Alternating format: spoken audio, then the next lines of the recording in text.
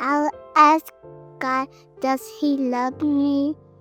How does He forgive us? How does He talk to us? We've had questions in Kidstown about why did God create the world the way He did? Or how did He create the earth? They want to know who God is, where He came from, where He's at, how do I get to Him? And they want to know Him. Why are people mean if God made us to love one another? Why do people still do bad things? Why do bad things happen to people? That was one of the toughest questions I'd say that a child has asked. It might not be the answer that I know that's in the Bible, but I let them express themselves by letting them know who God is and letting them tell me who they believe God is. And when I get that answer of who God is to me and to them, it's easier for me to help them out. I'd encourage parents to talk, be open, honest.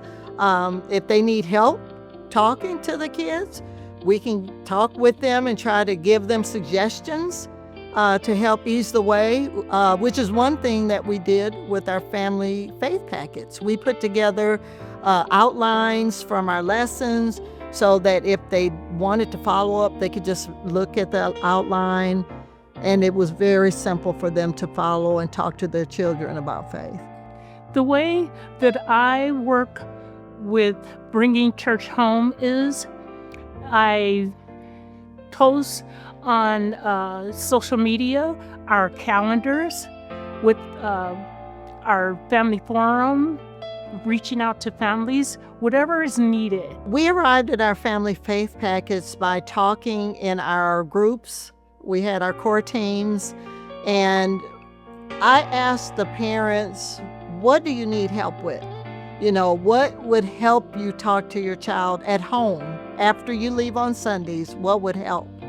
And they talked about having a craft in there, talking about overviews of the lessons, memory verses, which the packet has. Like it has a memory verse, and how to apply the lesson to the child's everyday life. But some of the parents, they don't know where to start with their children. This is a beginning for them. And that prayer calendar, I'll tell you, it's working. It helps them.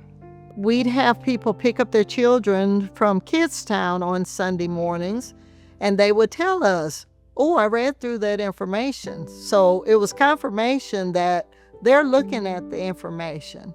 We use that also as a tool to start a conversation with the parent. We had been looking for ways to engage our parents other than just drop off and pick up. It's okay if you're not a scholar, because a lot of times people feel like, I don't have a degree, I'm not a preacher, I'm not a pastor, but that's okay.